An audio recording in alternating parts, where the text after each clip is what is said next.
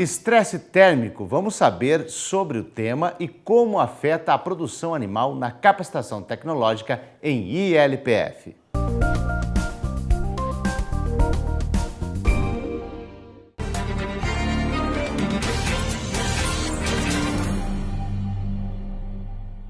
Olá pessoal, é uma satisfação poder compartilhar com vocês um pouquinho sobre a reprodução animal e o conforto térmico em bovinos de leite. Meu nome é a professora Fabiana de Andrade Melo Sterza, eu sou professora da Universidade Estadual de Mato Grosso do Sul, na unidade de Aquidauana, onde trabalho principalmente com as biotecnologias da reprodução em vacas de leite.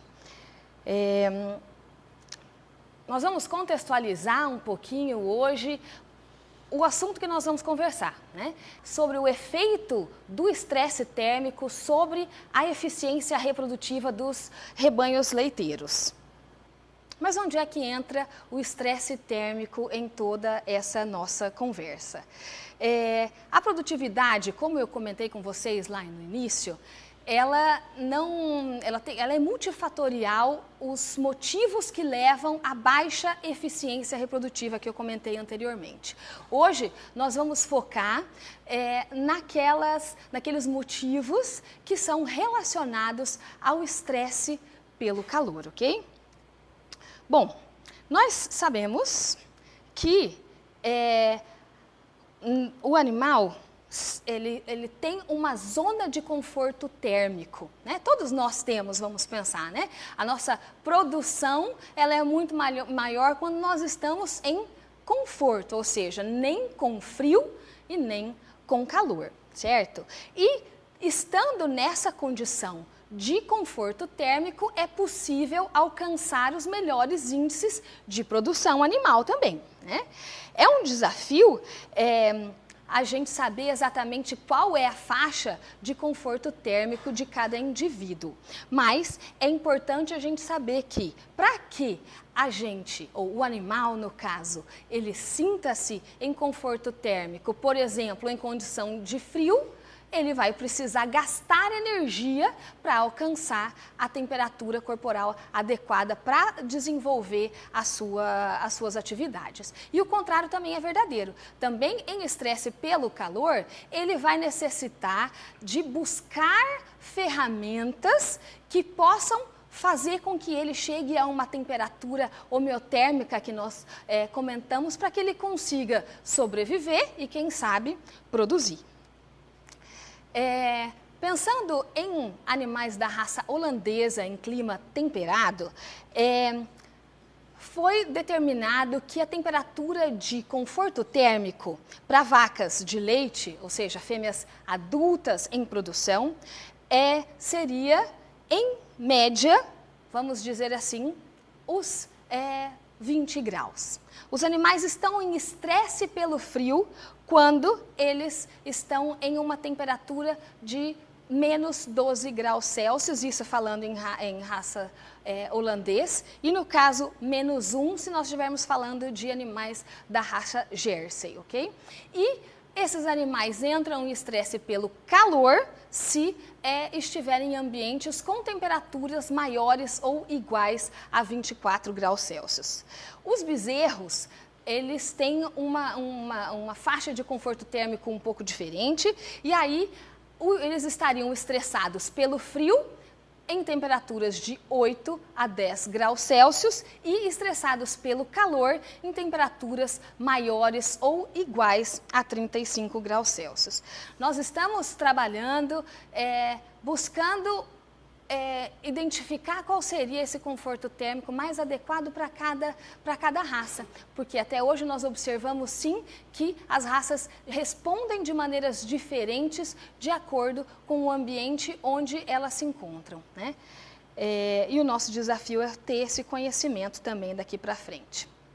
Bom, então vamos entrar um pouquinho mais na fisiologia e entender por que é que, conhecidamente, acho que todos nós já ouvimos falar isso, que durante o verão, ou seja, nos períodos em que nós temos as maiores temperaturas ambientes, a produção cai e a eficiência reprodutiva despenca, vamos dizer assim, né?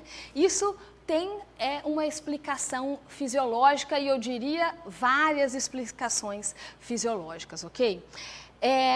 Por exemplo, o estresse térmico, ele vai impactar diretamente na dinâmica folicular. O que significa isso?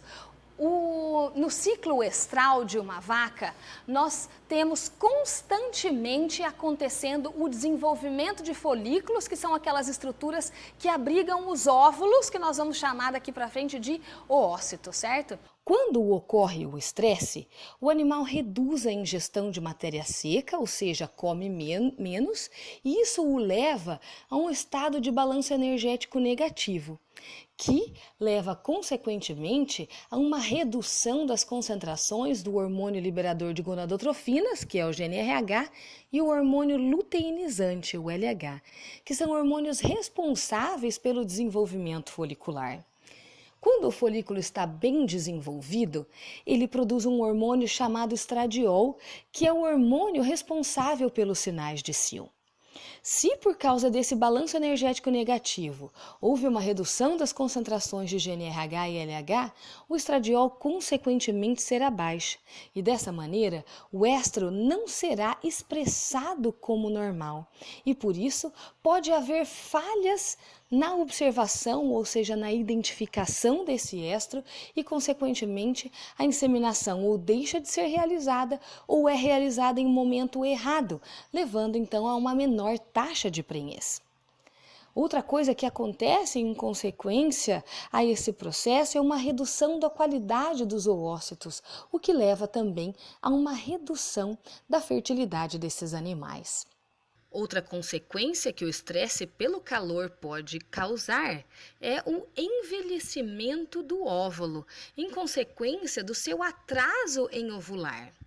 Esse envelhecimento reduz a competência oocitária e ele então se torna menos fértil, menos capaz de ser fecundado, ou então, se fecundado, pode gerar um embrião débil com facilidade de morrer. Até agora, nós falamos do efeito sobre os folículos que estão perto da ovulação. Mas é importante lembrar que também aqueles folículos que estão no seu início de desenvolvimento sofrem a ação negativa do estresse térmico. Esses folículos pequenininhos, eles não são capazes de produzir suas próprias proteínas para protegê-los contra o estresse térmico.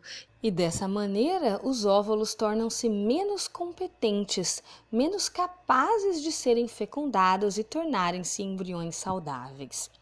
Isso demonstra que o estresse térmico pode gerar um efeito prolongado sobre a eficiência reprodutiva, pois os folículos pequenos irão se desenvolver sob o efeito daquele estresse, gerando então alterações que podem comprometer a viabilidade do ócito que irá ovular ou até mesmo do embrião formado a partir deste óvulo com problemas. O estresse térmico também compromete o ambiente uterino, tornando-o inadequado para a manutenção da vida do embrião. Dessa forma, também ocorre uma redução da eficiência reprodutiva pelo aumento das perdas embrionárias. Nesse sentido, vale lembrar que quanto mais jovem o embrião, mais ele é suscetível aos danos pelo estresse térmico. Dessa forma, caracteriza-se então a morte embrionária precoce. Com isso, foi possível demonstrar várias maneiras através das quais o estresse térmico pode afetar negativamente a reprodução animal. No entanto, viemos aqui para mostrar algumas alternativas que podemos utilizar para minimizar o efeito desse estresse e buscar aumentar a eficiência reprodutiva nas regiões tropicais. A primeira forma de tentarmos driblar as consequências do estresse térmico é mantendo os nossos animais em uma boa condição corporal. É sabido que a prioridade de utilização da energia corporal segue a seguinte relação: Na base da pirâmide está a mantença do animal, ou seja, ele utiliza a sua energia para manter-se, em seguida para produzir e, por último, para se reproduzir. Portanto, é essencial que esses animais tenham uma boa condição corporal, tanto para que consigam se reproduzir, como para que consigam resistir ao estresse térmico. Bom, esse quadro nos mostra os efeitos, parâmetros fisiológicos em função do grau de sangue holandês GIR, certo? Então, o que nós podemos ver neste quadro superior é a variação da temperatura retal em função do índice de temperatura e umidade. Valores esses que a partir de 73 são considerados valores de estresse térmico, ok? E aí nós vemos que a linha contínua refere-se aos animais meio sangue, a linha mais fina refere-se aos animais 3/4 e a linha pontilhada aos animais 7/8, ok? E o que a gente observa é que os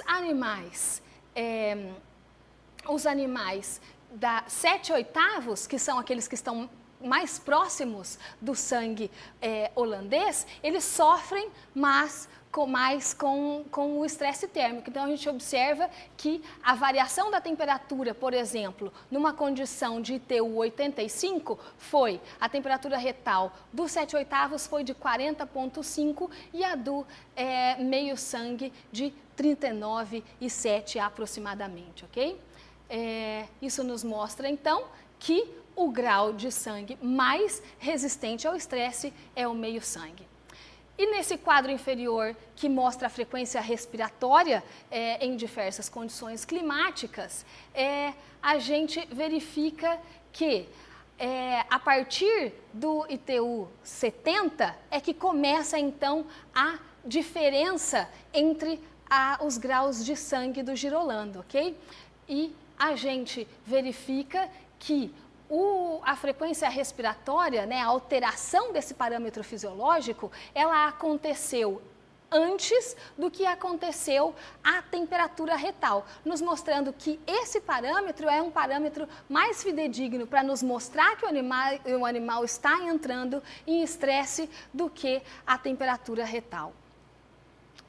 O ambiente é também necessário que nós trabalhemos com o manejo do ambiente para oferecer um melhor conforto térmico para os animais. Então, nós vemos aqui, pensando nos animais que são criados a pastos, alternativa como o uso de sombrite, de bosques ou do ILPF. Então, alternativas que minimizam os efeitos do estresse pelo calor, e nos animais que são confinados, o uso de ventiladores e aspersores. Lembramos também que mesmo os animais que são manejados a pasto passam um tempo importante de suas vidas dentro do curral de espera e da sala de ordenha.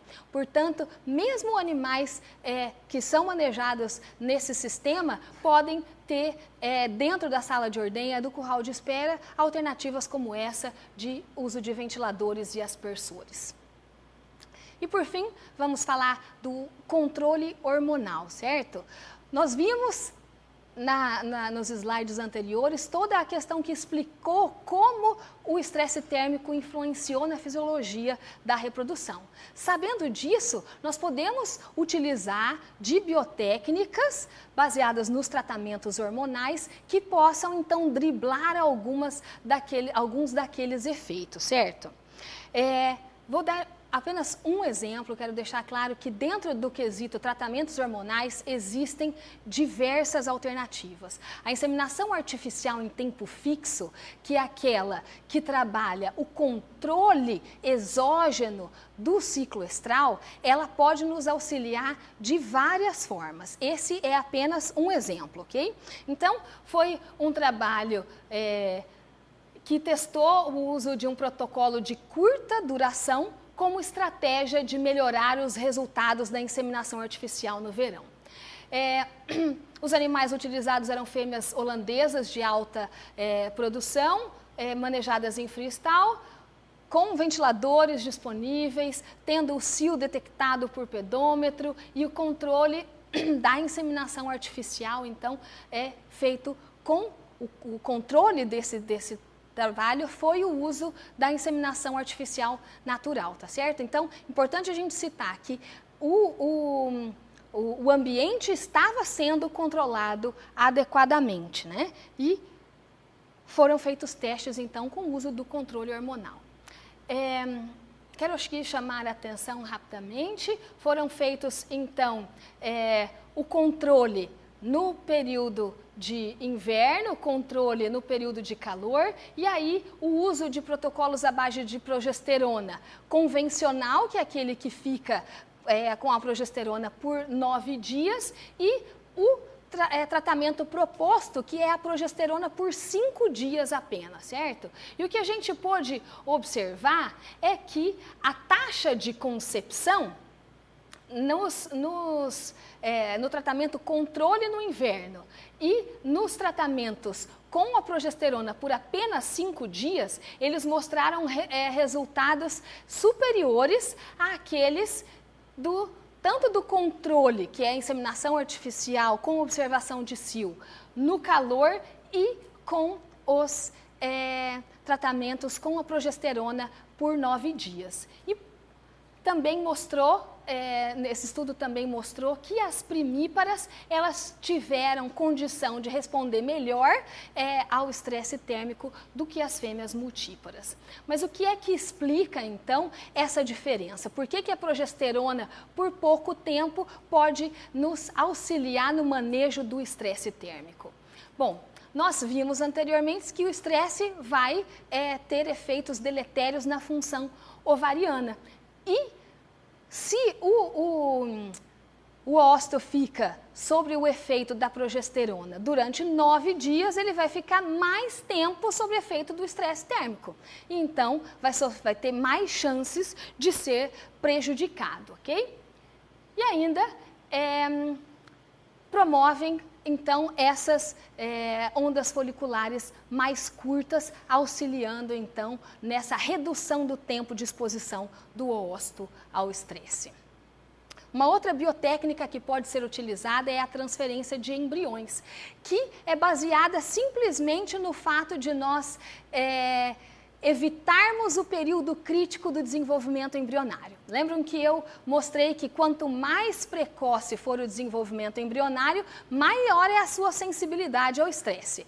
Quando nós usamos de estratégias de transferência de embriões, seja ela produção em vivo de embrião, né, através da superovulação de duodoras, como a produção in vitro de embriões, que é aquela que busca a aspiração folicular desses oócitos e a produção, então, dos embriões no laboratório, a transferência do embrião para as receptoras é feita quando o embrião tem 7 dias, que é aquela fase embrionária de blastocisto que eu mostrei para vocês anteriormente. Então, fazendo uso dessas tecnologias, a gente pula uma etapa de estresse desses embriões. Então, esse trabalho de um estudo retrospectivo mostrou a diferença de taxa de prenhez após o uso da inseminação artificial e da transferência de embriões durante os períodos de estresse térmico. E a gente observa, então, uma diferença significativa e positiva para o uso da transferência de embriões.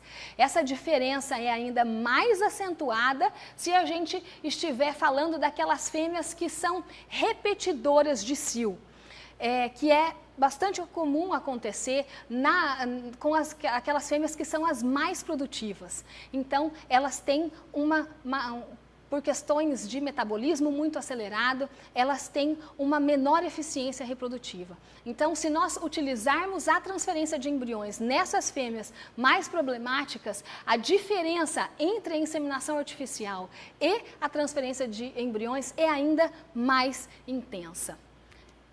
E aqui, nesse slide, a gente pode ver, então, a comparação entre o uso dessas duas biotécnicas ao longo do ano. E a gente percebe que a diferença de resultado, de taxa de prenhez, de inseminação artificial e transferência de embriões, ela é tão maior quanto mais quente for o período do ano. Então, mostrando que compensa realmente utilizar dessas biotécnicas de transferência de embriões no verão. Nesse slide aqui, a gente pode observar um trabalho que a gente realizou aqui em Aquidauana, utilizando a produção em vivo de embriões em fêmeas girolando. Fêmeas girolando são normalmente adaptadas, né, como a gente viu naquele slide anterior, mas nós podemos ver que mesmo esses animais sofrem com o estresse térmico. A gente avaliou estresse crônico e o estresse agudo, o que significa o estresse durante todo o protocolo de superovulação, que tem 418 horas, se eu não estou enganada, e o estresse no dia da inseminação artificial, certo? E a gente pode ver que nos dias em que houve nos períodos em que que os animais permaneceram por mais tempo em estresse, com 404 horas de estresse, nós tivemos uma menor viabilidade dos embriões obtidos. Ao passo de que quando eles permaneceram por menos tempo em estresse, nós alcançamos, por exemplo, 71, 73% de viabilidade embrionária, certo? Então, mesmo utilizando dessas biotécnicas, nós sabemos que elas não são perfeitas, também sofrem efeito. Por isso, a utilização, a combinação de várias dessas alternativas que nós comentamos, né, não é só fazer a nutrição, não é só fazer a transferência de embriões ou a questão da ambiência, a combinação de todas elas é que nos vai auxiliar a alcançar melhores resultados de eficiência reprodutiva. Então, para concluir, nós temos que lembrar o seguinte: o aquecimento global é uma realidade, ele está acontecendo e nós precisamos lidar com isso. Nós vimos como fisiologicamente o estresse térmico atrapalha a apresentação do cio, a dinâmica folicular e o desenvolvimento embrionário. Então, é sim necessário a utilização de alternativas que possam minimizar o efeito desse estresse. E aí nós citamos, então, por exemplo, o uso de biotécnicas da reprodução e as técnicas de controle do ambiente onde esses animais vivem. Eu quero agradecer a oportunidade de estar aqui conversando com vocês, agradecer às agências de fomento que nos auxiliam no desenvolvimento dos nossos trabalhos na UEMS Leite.